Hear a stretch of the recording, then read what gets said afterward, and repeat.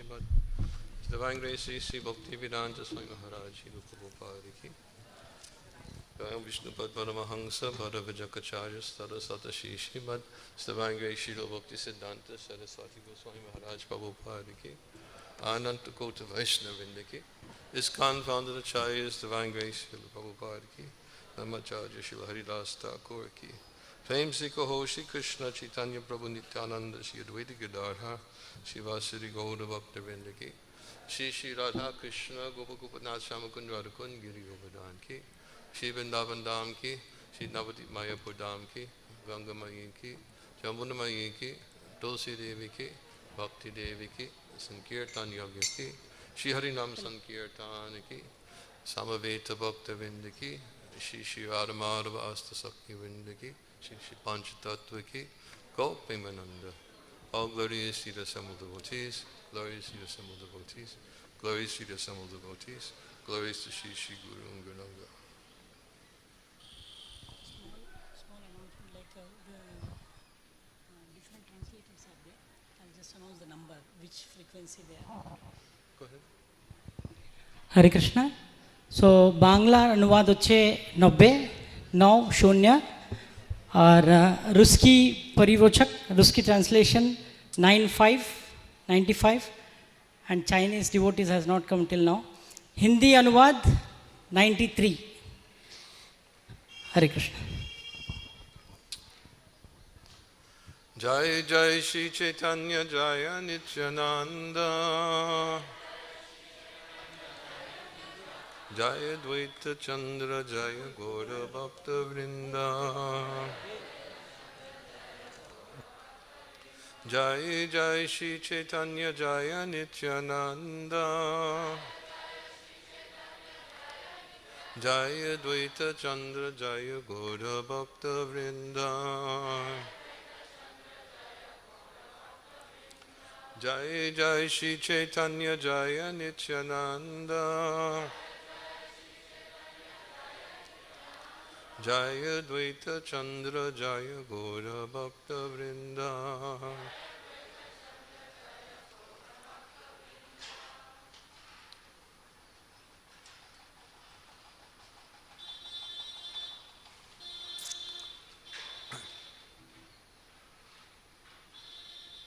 So I've been asked to, there's translators, right? So I should try to speak slowly? Yes? Okay. Got it. I'm used to this. I've been asked to speak on the cleansing of the Gundicha temple, which is Madhya Lila, chapter 12 of Chaitanya Charitamrita.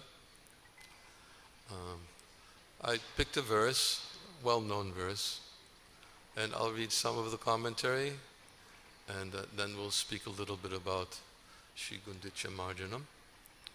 And the verse I'm speaking from is Madhya 12, text 135, for those of you who have it with you on your mobile phones.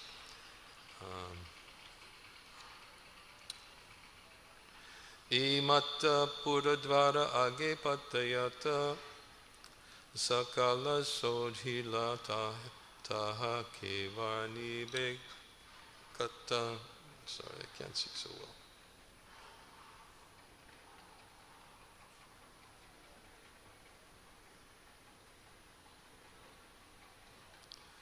Translation. Outside the gateway of the temple, all the roads were also cleansed. And no one could tell exactly how this was done. Purport. In commenting on the cleansing of the Gundicha temple, Srila Bhaktisiddhanta Saraswati Thakur says that Sri Chaitanya Mahaprabhu, as the world leader, was personally giving instructions on how one should receive Lord Krishna, the Supreme Personality of Godhead, within one's cleansed and pacified heart. If one wants to see Krishna seated in his heart, he must first cleanse the heart as prescribed by Sri Chaitanya Mahaprabhu in his Sikshastaka, Cetodapana Marjanam. In this age, everyone's heart is especially unclean, as confirmed in the Srimad Bhagavatam, Hridyantisto Hyabudani. To wash away all dirty things accumulated within the heart, Sri Chaitanya Mahaprabhu advised everyone to chant the Hare Krishna mantra. The first result will be that the heart is cleansed, Cheto Dharpana Marjanam. Similarly, Srimad Bhagavatam 1.2.17 confirms this statement. Shinvatam Svakata Krishna Punya Shavana Kirtana Hridyantisto Hyabudani Virunoti Suhrit Satam. Shri Krishna, the personality of Godhead, who is the Paramatma, Supersoul, in everyone's heart and the benefactor of the truthful devotee, cleanses desire for material enjoyment from the heart of the devotee who relishes his messages, which are in themselves virtuous when properly heard and chanted.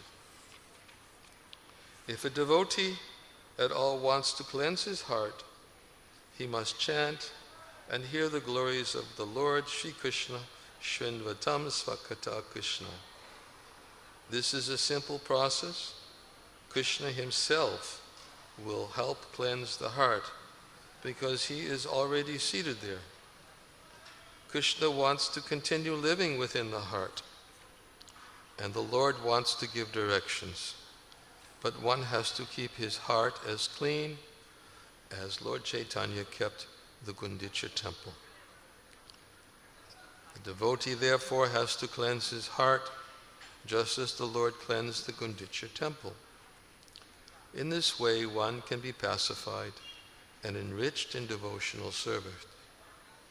If the heart is filled with straw, grains of sand, weeds, or dust, in other words, anya bilasya purna, one cannot enthrone the Supreme Personality of Godhead there. The heart must be cleansed of all material motives brought about through fruitive work, speculative knowledge, the mystic yoga system, and so many other forms of so-called meditation. The heart must be cleansed without ulterior motive. As Srila Rupa Goswami says, Anya Bilashita Shunyam Jnana Kamadhyana Vritam.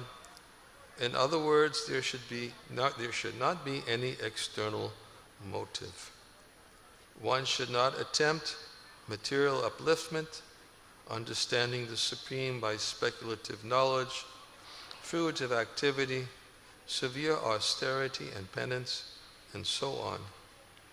All these activities are against the natural growth of spontaneous love of Godhead. As soon as these are present within the heart should be understood to be unclean and therefore unfit to serve as Krishna's sitting place. We cannot perceive the Lord's presence in our hearts unless our hearts are cleansed. I'm going to stop there for now. Om Ajnana Timarandasya Gananjana Salakaya Chaksha Unminitam Yena Tasmai Shri Gurave Namaha Ukam Karoti Vachalam Pangum Langayate Garim Yat Kripa Tamaham Vande Shri Gurandina Taranam Nama Om Vishnu Padaya Krishna Prastaya Bhutale Shri Mate Bhakti Vedanta Swami Iti Namane Namaste Saraswati Deve Gauravani Pacharane Nirvishesha Shanyavari Pastyachade Satarane Jai Shri Krishna Chaitanya Prabhu Nityananda Shri Advaita Gadadhar Shivasadi Gaura Bhaktavinda Hare Krishna Krishna Krishna Hare Hare Hare Rama Rama Rama Hare Hare.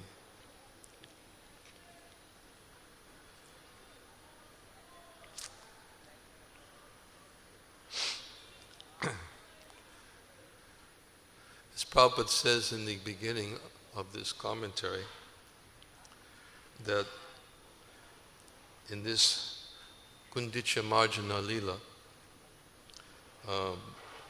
Lord Chaitanya, as the world leader, was personally giving instructions on how one should receive Krishna within one's cleansed and pacified heart.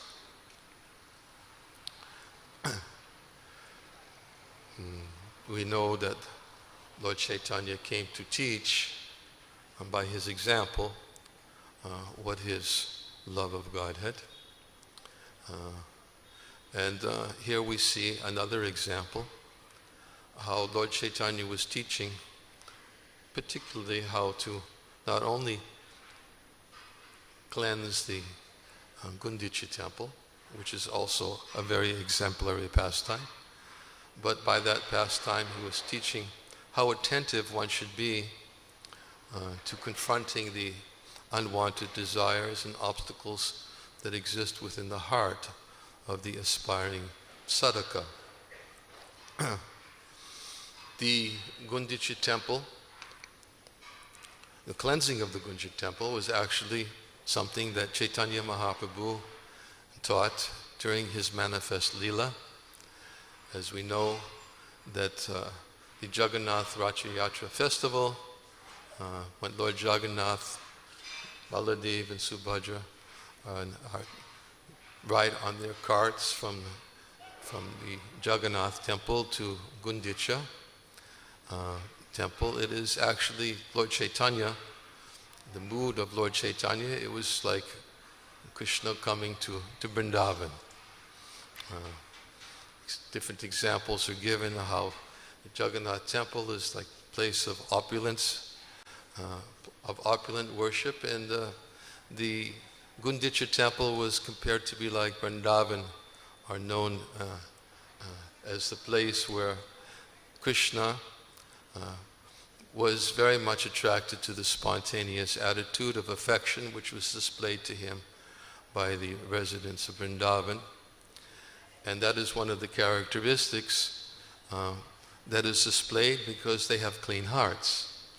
When the heart is perfectly clean, then they are far more capable of their displaying their spontaneous affection, which captures Krishna and makes Krishna a plaything in the hands of the devotees. And therefore, in Vrindavan, or in these pastimes when the Lord goes to Gundicha temple, the Lord stays there for 8 days. And then, actually it's also described, he stays there for some time, and then, of course, Lakshmi, who is the goddess of fortune, she is there and she is wondering, why isn't Krishna coming back? And then after some days, 4 days pass by, and the Lakshmi comes, and she comes with her maidservants, and they go and they to take Krishna back to Vrindavan. She comes with her maidservants, and of course the whole Leela of Hera Panchami, which is not something I'm going to talk about, that will come a little bit later in Chaitanya Charitamrita. But she is very eager to see the Lord keep his promise, and he assured him that he would return. So this pastime takes place. She goes there with her maidservants. They stand outside the gate, and then of course they arrest the servants of the Lord who are manifested there, and the whole pastime of Hera Panchami takes place. The point is, though, is that this Lord goes there, stays there for some time, and then he returns, which is the second Rath Yatra, which is Lord Jagannath's return to his temple. And then during that time, the Gundicha temple collects dust and therefore requires to be cleaned. Actually, it's described that after some time, Prabhupada speaks about it, I think in Chaitanya Charitamrita, in the commentary, he says that after some time, the Gundicha temple begins to collect dust, and Lord Chaitanya, before receiving Lord Jagannath in the Gundicha temple, he wants to teach by his example how to very nicely cleanse the temple. And therefore, he approaches Kashimisha, Sarvabhauma Bhattacharya, and the superintendent of the Jagannath temple, and he expresses a desire that he wants to clean the Gundicha temple in order to prepare it as a very nice place for the Lord to come. The superintendent of the temple, of course, says, I was told by Maharaj Prataparuja that I should fulfill whatever request that you make of me, whatever desire that you have, and certainly I am prepared to do so, but I cannot understand. You are the Supreme Lord. What is it that you're doing in cleansing the temple personally? And I can only understand it to be your remarkable pastime. And therefore, as a display of your remarkable pastimes, I am waiting to serve you in whatever way you request me. If you want to clean the temple yourself, then I will bring hundreds of brooms, hundreds of pots, and you can bring your associates, and you can begin cleansing the Gundicha temple, which is what the Lord was inclined to do. So the superintendent of the temple provided all of this paraphernalia, and then Lord Chaitanya personally began the process of cleansing the temple. One of the points that is being made here in the verse that we just read is that not only did Lord Chaitanya clean inside the temple, but the verse said that also outside the temple was clean too. And no one can tell exactly how it was done. Inside the temple, Lord Chaitanya went in and he personally gave everyone a broom, and they began to collect all the particles of dirt. And everybody collected dust and sand and everything else that they can find, and swept it up, put it in a pile. Lord Chaitanya also, as the ideal teacher, which is one of his purposes in displaying this pastime, he also collected dust, sand, and all kinds of dirt. And of course, his pile was far greater in size than everybody else's all put together. And after he took all the dirt outside the temple, put it very clearly separate from the temple, then he told everybody, okay, now that we've cleaned the temple, now he returned everybody to return to go into the temple and get the finer particles of dust and collect all that and make it perfectly clean. When I think of this pastime, I oftentimes think our temple in Boston, it used to be called New Gundicha. In fact, maybe I don't know if it's still on the Sankirtan sheets as New Gundicha. We named it that way back in the early 1970s. I think it was, I can't remember when we actually named it. It might have been 1975 we named it. And we made it a tradition as part of the following the name of New Gundicha is to have, every year to have a Maha cleanup. And we followed the same procedure. All the devotees were required to fully dedicate themselves to cleaning all aspects of the temple, getting the finer particles of dirt, something which I learned when I first moved into the temple in 1973. My service, one of my first services, was cleaning the temple room. And at that time, I was given a schedule for cleaning the temple room. I would do one part of the temple room for each day of the week. And then it wasn't a very big temple, but I would have to spend several hours on one part just cleaning the walls, cleaning the crevices in between the wood on the bottom, crevices on the top. They used to give me a little knife, and they used to give me a cloth, And I would sit down in front of the wall and just go into the crevices, and that was even before Chaitanya Charitamrita came out. I'm bringing this up. Because that was the standard, cleansing the temple. And Lord Chaitanya wanted to teach the same standard of how important it is to cleanse the temple, because cleansing the temple is like cleansing one's heart. And when the heart is cleansed, of course, as Srila Bhaktisiddhanta Saraswati Thakur is explaining, then with a cleansed heart, it can be an appropriate place for the Lord to be inclined to sit in the heart. Of course, He's already there in the heart, but as Prabhupada said, He'll be inclined to stay there.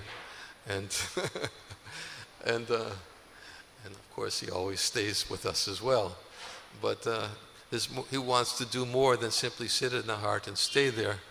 Then, of course, He is acting within the heart as one who gives sanction and one who is bearing witness. But there's simply to give sanction and bear witness. There's not so much lila there. It's just simply to give sanction and bear witness. He wants to have a reciprocal relationship. His relationship is He gives instruction from within the heart, and He enlightens, He cleanses the heart. He cleanses from within the heart, but why does He want to help and assist the devotee in cleansing the heart? Because He wants to bring the devotee up to a more elevated status where there can be a more intimate relationship.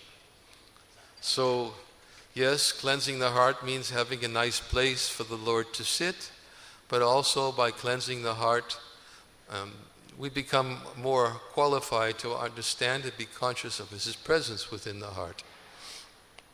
So, and becoming more conscious of His presence within the heart means ultimately we want to be able to someday abide by His direction. Krishna said, for one who conquers the mind, super soul is reached, he attains tranquility.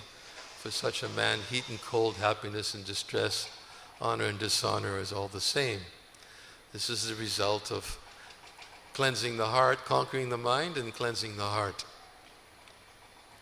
And Lord Chaitanya came to teach that one of the principles that he wanted to establish in cleansing Gundicha temple was that after getting a nice cleansed heart, then the mind would become pacified and cooled. Prabhupada talks about that in the commentary. Just like marble, when the marble is cleaned, it becomes very, very cool, and Prabhupada also explains that when the heart is cleansed, the mind is very pacified and cooled, and the result is no disturbances there from within the mind. This is the result of Chaitodapana Marjanam. So, by cleansing the temple, Chaitanya wanted to teach that by cleansing the temple, you clean your heart and make it a nice place to sit. I oftentimes tell a story also. Many devotees have heard this before, but I remember also the first time, no, not the first time, the second time I visited the temple. I was living in a hippie commune, and living with many other people we were all vegetarians, and we all used to cook, but nobody liked to clean. Nobody. And because I had visited the temple, and I learned that whenever you cook something for Krishna, first thing you have to do is you have to have a very nice clean atmosphere, and all the pots, the kitchen and everything should be clean, and only then can you begin cooking. So, because I lived with a large group of hippies who never were inclined to clean, whenever they would cook, they would always leave their plates behind. It became part of a tradition of our commune that whenever I would cook, the kitchen would get cleaned. And sometimes there'd be a very huge stack of pots, which I voluntarily did, but gradually you can imagine, in due course of time, I started to become a little resentful, having to always clean the kitchen in preparation for making an offering to Krishna. So, when I visited the temple, second, maybe third time, I came to the temple and the devotee, he asked me, would you like to do some devotional service? I said, sure. And he said, come with me. So he brought me into the back room of the temple, and there was a huge stack of pots. I mean, I couldn't understand how is it that such a huge stack of pots was there in Krishna's temple. And then, of course, I began to understand that maybe these pots were being left for me. So, but I was thinking, this must be some kind of joke, because here I am always washing pots all the time, and now I've come to the temple, and the first thing they asked me to do is wash pots. So I was washing pots, and my mind was so agitated, disturbed at having to complete this task. And one devotee came over to me, and he looked at me with a very bright face, very enthusiastic. He said, looked me in the eyes, he said, when you clean Krishna's pots, you clean your heart. And when I heard that, I just thought about it, and I said, wait a minute, I've been cleaning pots for quite some time now, but these are Krishna's pots I'm being asked to clean. Something very fundamentally different between these pots and the other pots that I've been washing all the time. And all of a sudden, like, it was a complete transformation of consciousness. I went 180 degrees into the concept of the idea that I was given a chance to clean Krishna's pots. And by cleaning Krishna's pots, now I was giving a chance to clean my heart. Needless to say, it was the first very profound realization that I had in 40 North Beacon Street at our temple where I went to serve at that time.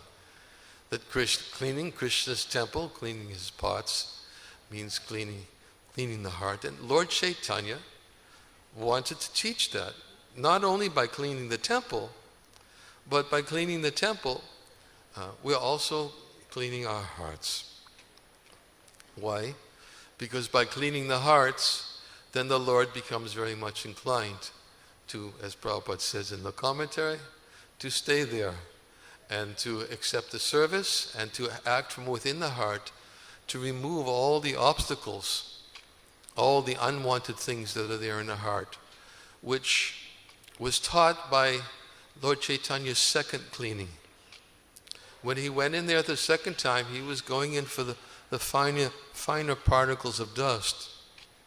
And not only does he say, going and gathering all the gross, fruitive, material desires, they have to be confronted and cleansed from the heart. But the second attempt, getting the finer particles of dust, means getting the more subtle desires that are there within the heart, which also need to be cleansed. And the point that is being made here in this verse, that, and it's stated in the commentary, that Lord Chaitanya was teaching that not only that you have to clean within the heart, but he cleaned outside. He said outside the gate, the verse says, outside the gateway of the temple, all the roads were also cleansed, and no one can tell exactly how this was done. And Prabhupada explains in the commentary why outside was cleaned too. He says the reason why the outside was cleaned, he said, I'll read it, we didn't read it yet. He said, Sri Chaitanya Mahaprabhu also cleansed the outside of the temple, fearing that the grains of sand would again come within. In this connection, Srila Bhaktisiddhanta Saraswati Thakur explains that even though one may become free from the desire for fruitive activity, sometimes the subtle desire for fruitive activity again comes into being within the heart. In other words, we may spend so much time cleaning with the heart, but all of it is, when the doors are opened, one blast of wind, if there's all this dirt outside, it'll all come back in. Maybe some of you may even experience something like this once before. You do everything you can to keep everything clean, somebody opens the door. I remember, of course, in the cold weather, somebody opens the door and blast of wind comes in, and so much else, other things come in. So not only cleaning inside, but he was very meticulous also to clean everything outside. Why? So that these particles of dirt outside would not come in at an unwanted or unexpected way. So they are the more subtle anarthas that are there within the heart. Before I get into this, because it's in the commentary, I also wanted to bring up another very important point. That when Lord Chaitanya was cleansing the Gundicha temple, of course, he taught by his example, as we already explained. He was very busy cleaning everything and teaching everybody how to clean very nicely. And then after everything was cleaned, he called them and asked them to bring pots of water in, and he began throwing the water up in the ceiling, and the water came down on the walls and began cleaning the floors. And then he would go up to others, and he would personally tell those who were doing exceptionally good cleaning, he would speak to them and say, very, very nice the way you are cleaning. This is very ideal. And then if others weren't keeping up to the standard, Lord Chaitanya would immediately make a statement to the effect that, oh, you're not doing your job. You're not being very attentive. Look what he's doing. And then he would say to the person who was teaching by his example, he said, you should now clean everything so nicely, and because you're cleaning so nicely, you should show others also how to clean very nicely. What is Lord Chaitanya actually instructing in this example? He's saying that a devotee should learn how to clean his heart, and with a clean heart, he can be very effective in helping others to clean their hearts. And that is what he's actually, the point that he's actually making. It's in this verses here. When he saw someone doing nicely, the Lord praised him. But if he saw that someone was not working to his satisfaction, the Lord's satisfaction, he immediately chastised that person, not bearing him any grudge. The Lord would say, you have done well. Please teach this to others, so they may act in the same way.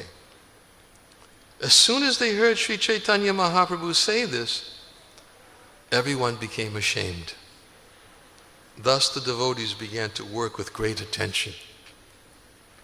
In other words, of course, we may not always expect the same response, especially a spontaneous response. We see somebody's recognized and we're not recognized, and a fault is pointed out in our service, we immediately may defend ourselves and think, why? Why did you recognize him? Can't you at least recognize me? See what I did? But Lord Chaitanya, he would immediately chastise that person, not bearing any grudge. Of course, this is another important point also. That not bearing any grudge is that when the Lord chastised somebody, his primary motive was for the benefit of the recipient. And because the recipient could understand that the Lord was only thinking of my benefit, he's inspiring me to become more attentive to my service. How fortunate I am. How fortunate I am to receive such a chastisement from the Lord. So, because the Lord's heart was clean, because he was teaching by his own example. He was teaching by his own example because he was cleaning more and better than anybody else present there. So by his example, he inspired.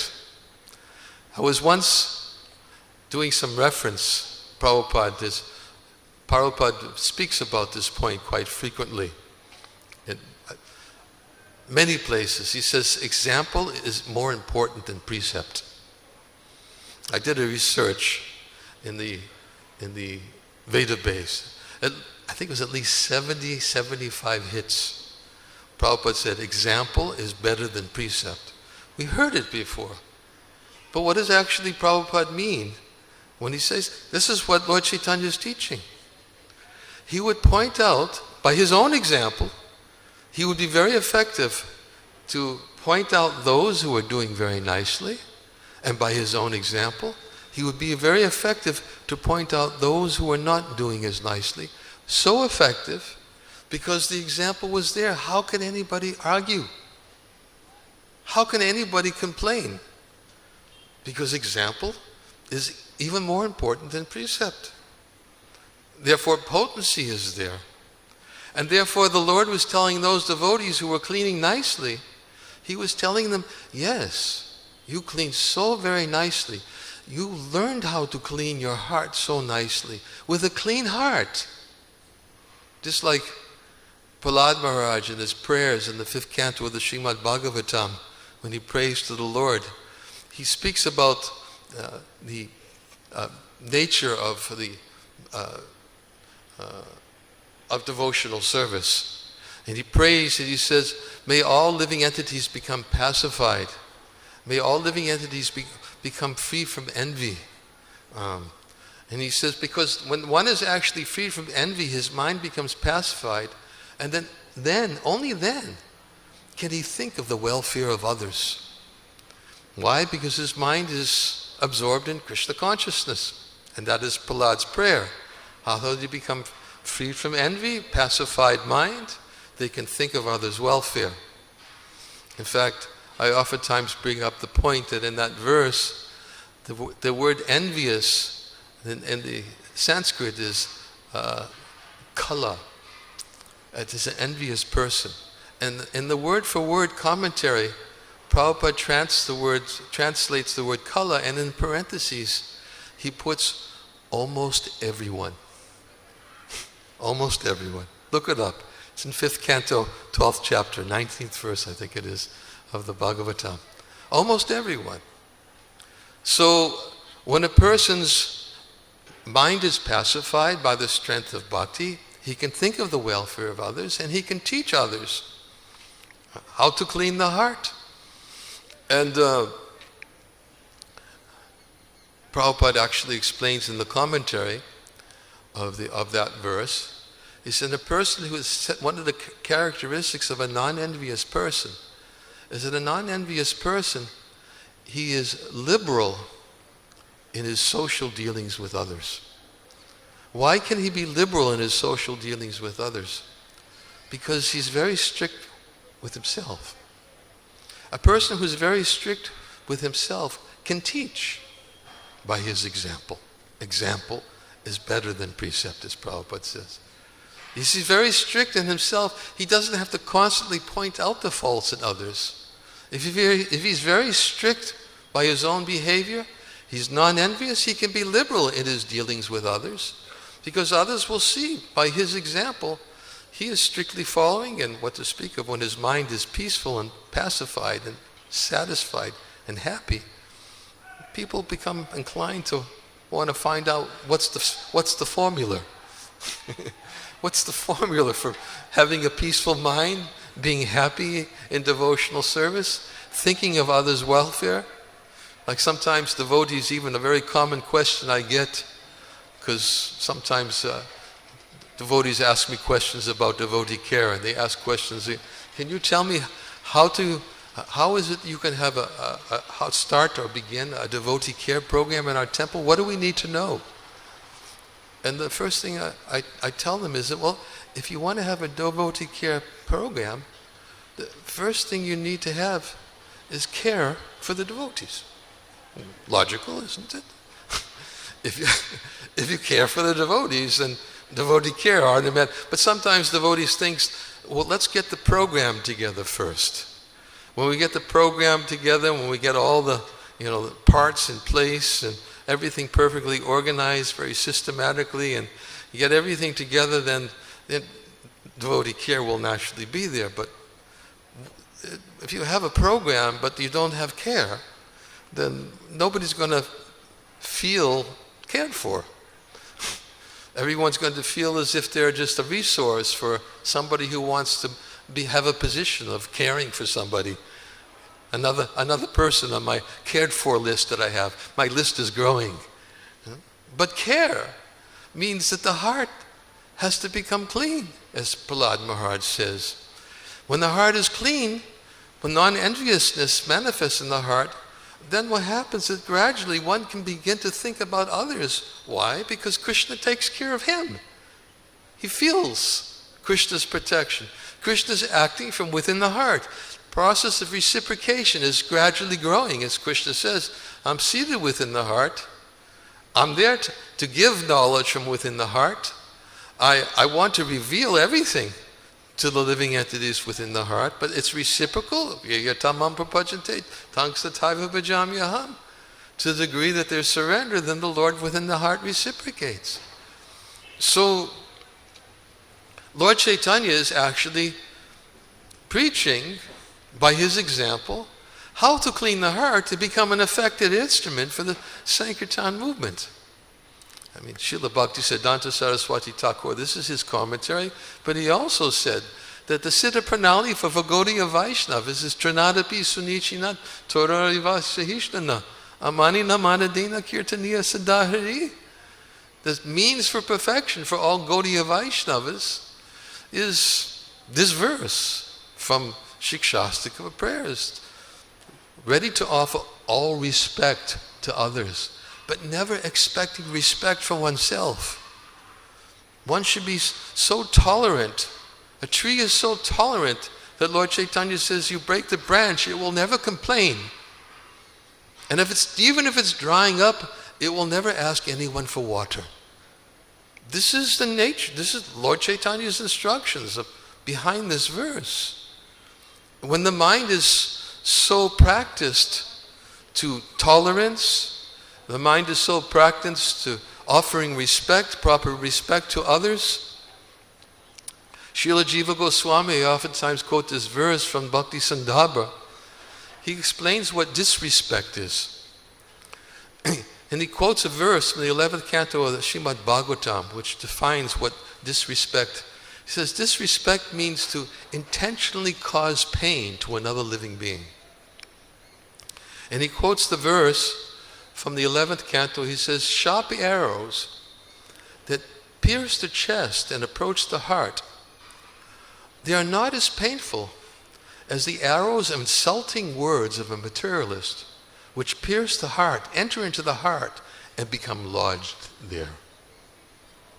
He says, this is a difference. He said, when you fire an arrow, it approaches the heart. But when you shoot an arrow, and he defines this as disrespect.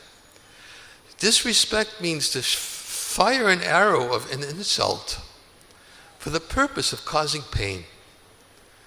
When you insult somebody for the purpose of causing pain, that is disrespect for other living entities. And Lord Chaitanya has told everyone, raised his hands in Chaitanya Bhagavat. I raise my hands to anyone who simply chants my name and never criticizes any living entity, I will certainly deliver him. He's teaching, again by his example.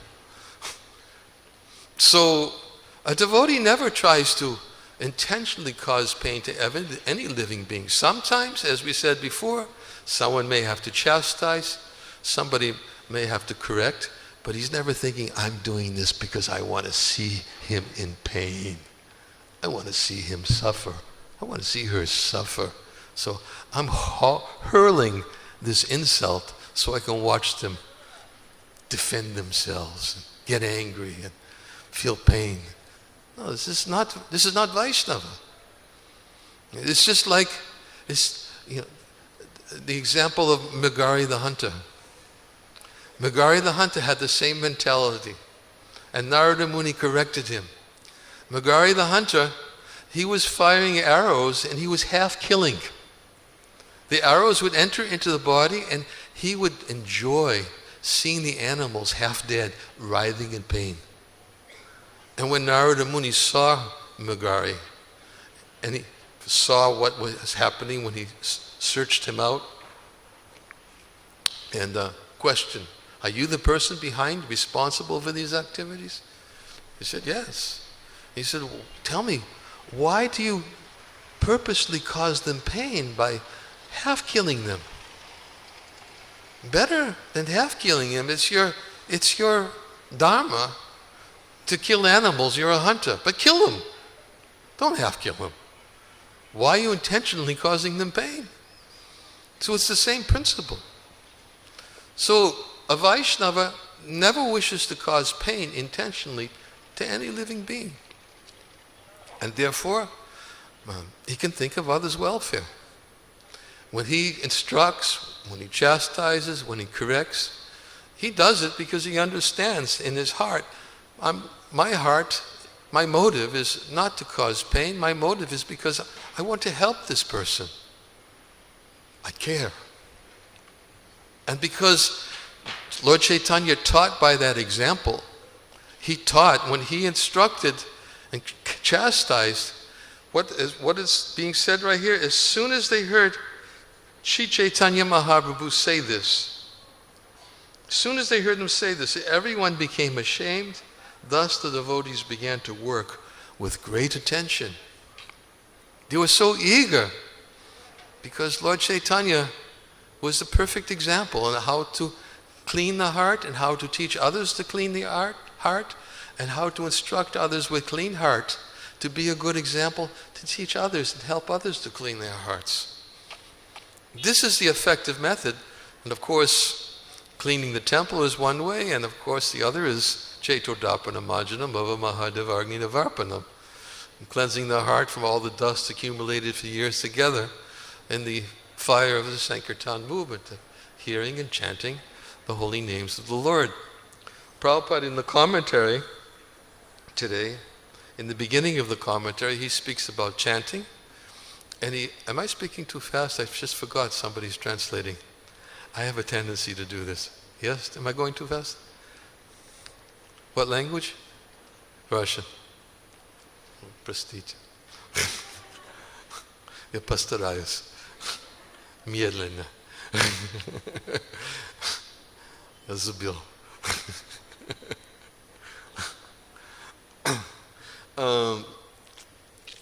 Okay. What was I saying? Oh, Shrinvatas Fakata Krishna Punya Shavana Kirtana Hridantyasto Hyabadan Hini Vidunoti Suhitritam. The Sri Krishna, the super soul situated in the heart of every living being, he cleanses desire for material enjoyment in the heart of that person who develops the urge to hear his messages when they are properly heard and chanted. Prabhupada quotes that verse right here in the beginning of the purport. He says, the first result will be that the heart is cleansed. Similarly, Srimad Bhagavatam confirms this statement, Shrinvatas Vakata Krishna. And he says, if a devotee at all wants to cleanse his heart, he must chant and hear the glories of the Lord Shri Krishna. Shrinvatas Vakata Krishna. This is the simple process for cleansing the heart.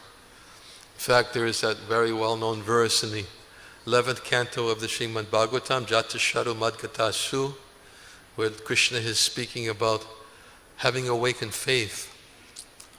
Having awakened faith in the narrations of my glories, being disgusted with sense gratification, knowing that all sense gratification leads to suffering, but a devotee still can't give it up. Try to follow this, I'll repeat it. Having awakened the narrations of my glories, being disgusted with sense gratification, knowing that all sense gratification leads to suffering, but still not being able to give it up. My devotee, he should go on worshiping with me with faith and conviction, and he should be happy. Because my devotee knows that even if he engages in some sense gratification, and it will lead to some suffering, he will sincerely repent within his heart. Srila Vishwanath Chakravarti Thakur explains in the commentary, Bhaktivinoda Thakur also explains elsewhere. He says this verse is the very beginning of bhakti. It begins right here. Bhakti begins at this stage, when a devotee has awakened faith in hearing Krishna's pastimes. Because having awakened faith in hearing Krishna's pastimes, then Krishna acts from within the heart to help that devotee overcome Shinvata Svakata Krishna Punya Sravana Kirtana. He takes away, he removes the obstacles in the heart. If the devotee simply goes on hearing, sometimes if we're not careful, we may be hearing, and then when we hear something, we think about some attachment that is there that becomes, it's embedded there in the heart. It's very hard to give it up. Ever have this experience when you're hearing a class and then you start to think, oh, he's talking about me. And then your mind starts thinking, I've been through this before. I'm not ready for it yet. I'm not ready for this much surrender. And all of a sudden you can't hear because you're so much absorbed in protecting that attachment that you can't hear. And the result is that we can't hear because the mind is fixed on protecting, because we're thinking this attachment, I can't give it up, I'll suffer.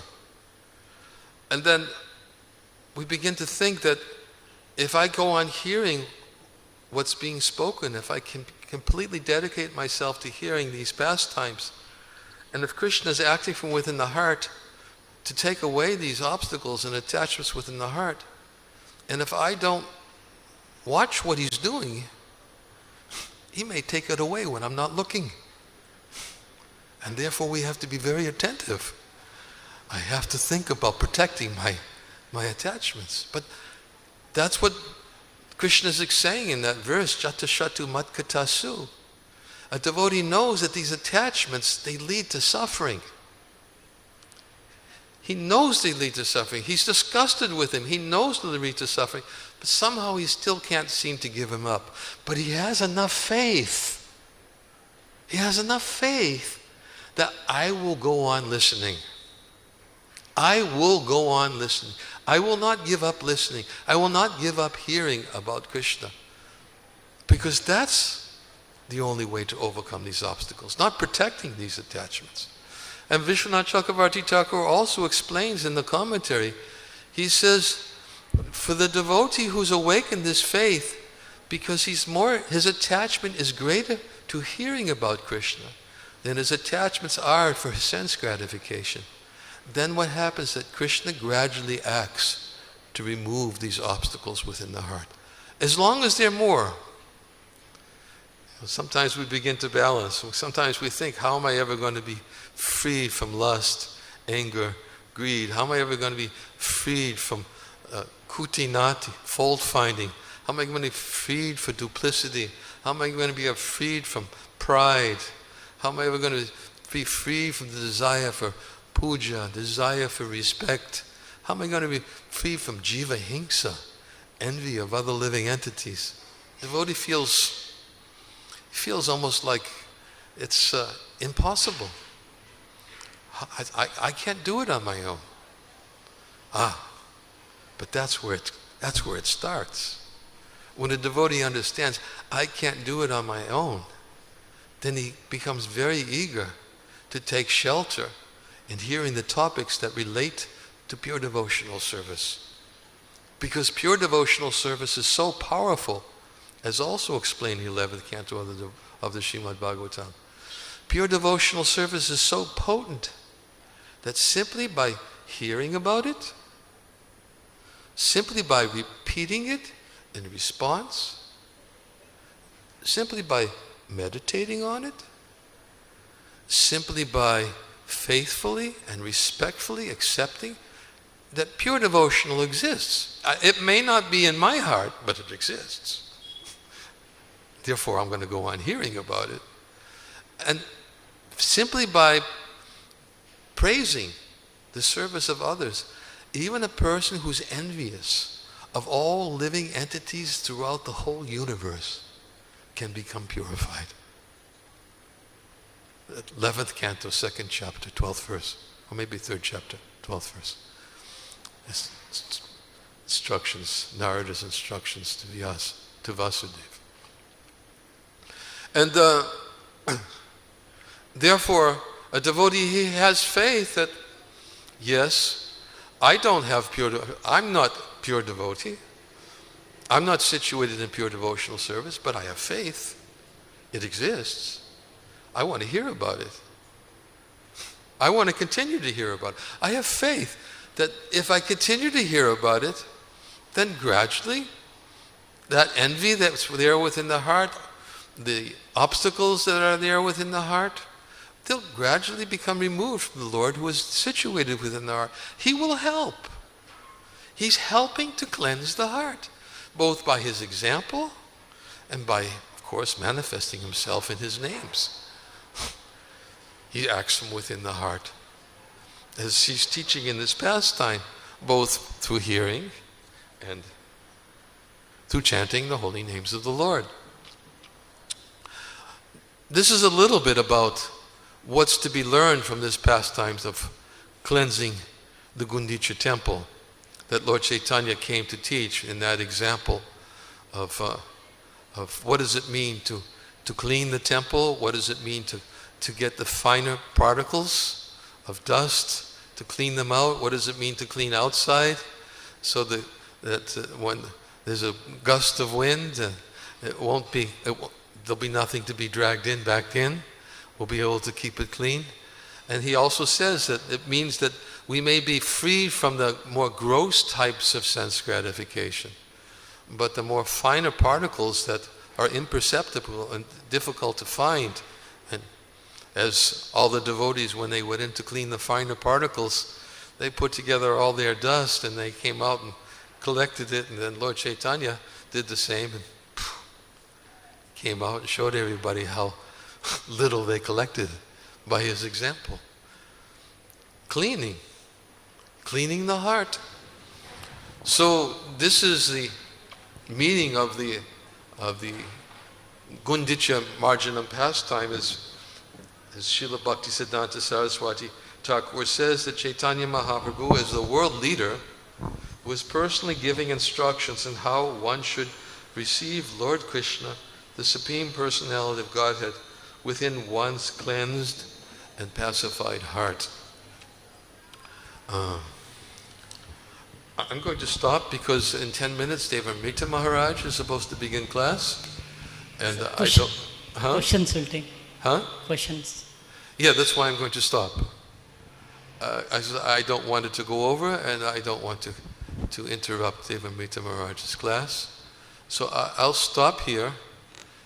There's more I could say, but Devamrita Maharaj, no. Maharaj, they're waiting for you. I'm just simply the second stringer here, I'll take, if anybody has any questions and anything that we talked about today, I'll take those questions. Hare Krishna Maharaj Ji. You talked about the faith. So which Where's this question coming from? Oh, yes. You're talking about getting the faith, generating the faith in listening that. So which slok we are referring? 11th canto, 3rd chapter, 12th verse. Yeah, I forget the Sanskrit. My old age, the Sanskrit, I can't, but I can remember the English at least. Hare Krishna. Who's next? Yes, Yes. me. About cleaning the heart. Did I understand properly that if you're chanting and hearing, it's enough for cleaning the heart, or it's necessary to make some additional effort? Well, it depends what we're chanting and what we're hearing. If you're chanting water, in other words, yes, we have to be chanting Krishna's name, chanting Krishna's glories. There's Leela Sankirtan, there's Nam Sankirtan, there's Rupa Sankirtan, and there's different forms of Sankirtan. And also it's explained in the Chaitanya Charitamrita in the example of Haridas Thakur, when Rupa Goswami had composed that verse about about the holy name of the Lord, how when it enters into the courtyard of his mind, his senses become inert, and he wants to have millions of tongues and millions of ears. And when he read that verse at the request of Lord Chaitanya, Haridas Thakur, just by hearing the verse, he went into ecstasy and he fell on the ground by hearing the composition of Rupa Goswami's verse. And Kaviraj Goswami explains that one has to hear learn the truth and beauty of the Lord's holy names by hearing the revealed scriptures from the mouths of Vaishnavas. There's no other way to taste the sweetness of Krishna's names. So yes, by chanting the name and by hearing the glories of the holy name from the mouths of Vaishnavas who help us to understand what is the actual goal of chanting the holy name of the Lord. And when proper hearing is there, and then proper chanting is there, then that's what will cleanse the heart. So faith means I want to hear these topics. I want to hear topics which inspire or encourage me to become inclined towards pure bhakti, Shuddha bhakti. Other topics, and Prabhupada talks about, this is the other part I wanted to get to. Prabhupada defines what are some of the other topics which we should really avoid in the commentary. I'll just mention them from the purport very quickly. And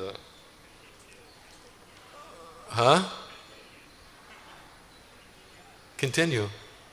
No, Maharaj. No. Hare Krishna. I can't do that. He says,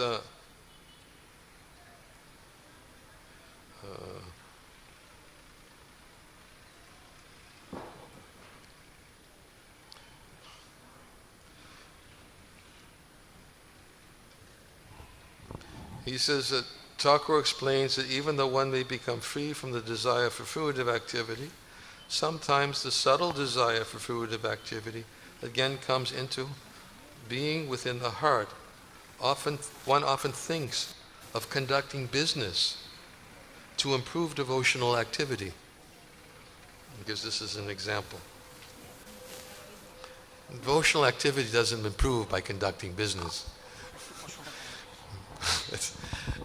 One can certainly conduct a business and offer it for the satisfaction of the Lord. But it's not the business in of itself which improves devotional service. One engages in business for the purpose of maintaining, as Bhakti Vinod Thakur explains in Vaishnava Siddhanta Mala. He says that if he doesn't conduct a business to maintain body and soul and to maintain the family members, then his body will untimely expire. And he won't have a body for fulfilling the ultimate goal of utilizing his body to its full potential, which is hearing and chanting, or which he says is Kirtaniya Sadahari, always chanting the holy names of the Lord. So when a devotee is always thinking that the goal of my business is to maintain the body, maintain the bodies of others, and to, of course, to serve the preaching mission, and to serve the spreading of pure devotion, the glories of pure devotional service, one who is in the right consciousness, he's not thinking of conducting business to improve devotional service. The devotional service is already there. He's expanding it by his service. He's expanding spreading the glories of pure devotional service by his assistance in his business. But he's not thinking that his business is, as Prabhupada says right here, he says that one often thinks of conducting business to improve devotional activity. Devotional activity is already improved. Pure devotional service is already pure. Doesn't require a business to purify it. And those who glorify pure devotional service, they will certainly help take the assistance of others to expand pure devotional service in whatever way they may wish to assist the spreading of the glories of pure devotional service. But it's not the business that purifies devotional service. It's already purified by the persons who are spreading it. And of course, the persons who are engaged in business purely motivated, they also can teach by their example in the ways that we spoke about in the beginning of class. So there are many other topics, as I said. He said that one's real desire may be for name and fame. One may want name and fame. One may be duplicitous. He may attempt to imitate Haridas Thakur by living in a solitary place. And then one's real desire may be for name and fame. In other words, one thinks that fools will accept one to be as good as Haridas Thakur just because one lives in a solitary place. These are all material desires. A neophyte devotee is certain to be attacked by other material desires as well, namely desires for women and money. In this way, the heart is again filled with dirty things that becomes harder and harder, like that of a materialist. Anyways, there are other things I didn't mention. Go ahead. Yeah. Yes. Hare Krishna Maharaj. Thank you very much for this beautiful class. Maharaj, you mentioned this attachment. We have a strong attachment in our heart for enjoying this material world. The desires are so strong. And also you mentioned... Strong attachment, is that what you said? We have very strong attachment Yes, in our okay. heart to enjoy this material world. As well as we have faith, little faith, that slowly it will be cleansed one day. And but still the enjoying tendency is still there. So to keep up the patience till the time Krishna cleanses the heart completely, like it troubles us, it disturbs us. So I am talking about Maharaj, how to keep up like to patience and have faith that one day will come, I'll be completely cleansed of all my material desires. Bhaktivinoda Thakur describes this in Sri Bhakti Loka. He speaks about dharya, or patience. And he explains that, he defines patience. He says that there are three types of transcendentalists: the karmi, the jnanis, and the bhaktas. He says they all want to have some result for their activities. The karmi, he wants to enjoy some fruitive gain. The jnani, he also wants a result. He wants liberation. And the bhakta also wants some result. Now, of course, we've always heard Krishna Bhakta Nishkama Atayeva Shanta, Bhakti Mukti Siddhi Kami Sakaliya Shanta. The devotee is not interested in any results. He's only interested in pleasing Krishna. So how could we understand that Bhaktivinoda Thakur is saying that the bhakta also wants a result? And he explains that the result the bhakta wants is Krishna's pleasure. Someday or other, Krishna will be pleased by my activities. But getting Krishna's pleasure isn't always so cheap. It's not so easy. You know? Prahlad Maharaj says in the 5th canto of the Bhagavatam, he says, "Oh my friends, oh sons of demons, you can't please the Supreme Personality of Godhead. Even if you become expert Brahmins, or advance in etiquette or vast learning, nor by austerities, nor by accepting vows, nor by chastity, nor by great sacrifices." And you think all these things are pretty auspicious. He says, no, none of these things will awaken Krishna's pleasure. He says the Lord is pleased only when one has unflinching faith, unflinching, unalloyed faith in the Lord. Without sincere devotional service, everything else is simply a show. So it's not so easy to get Krishna's pleasure. Even if you perform austerities, great sacrifices, accept vows, chastity, these aren't necessarily the criteria for awakening Krishna's pleasure. He's pleased when there's bhakti. So, therefore, Bhaktivinoda Thakur says, therefore sometimes we see the sadhakas, they become impatient and they give up their sadhana because they don't get Krishna's pleasure so quickly. He said they're too impatient. He says what patience means. He defines patience as a devotee, a sadhaka, must have enough faith to accept that I will go on serving Krishna. I will never give up serving Krishna. Even if I don't get the fruit of my service now, 10 years from now, 100 years from now, or 100 lives from now, I will never give up serving Krishna. He said, this much faith is required. This is patience. He defines that. This is patience. Now, of course, I oftentimes use the example that when we hear something like that, we're thinking, oh, lifetimes? Come on. I mean, I need to get a little, can I get a little, at least a little indication, a little encouragement that, I'm moving in the right direction? I'm struggling and it's really hard. Sometimes we feel that way. But nonetheless, we oftentimes give the example of Mukundadat. Mukundadat, when Lord Chaitanya was engaged in his Shatapraharya Leela, his ecstasy of 21 hours, and he was calling all the devotees one by one to come before him, and he wanted to grant them benedictions. And Mukundadat was standing behind the curtain, and he was saying to Srivas, can you ask him when he'll call upon me? When will he call? He's waiting very patiently. And everybody was very hesitant to bring this up to Lord Chaitanya. And Lord Chaitanya, finally Srivas said, asked, what about your devotee Mukundadat?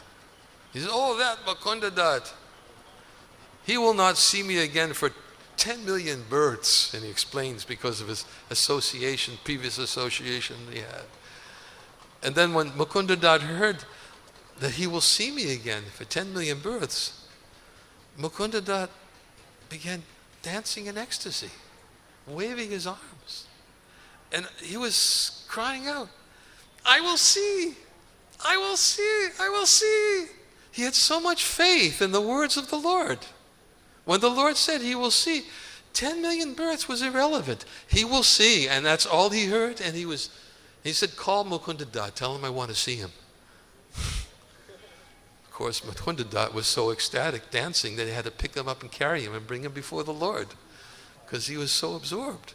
He had that much faith in the Lord's words. So, millions of births can be reduced to a few moments by the mercy of the Lord if we have faith.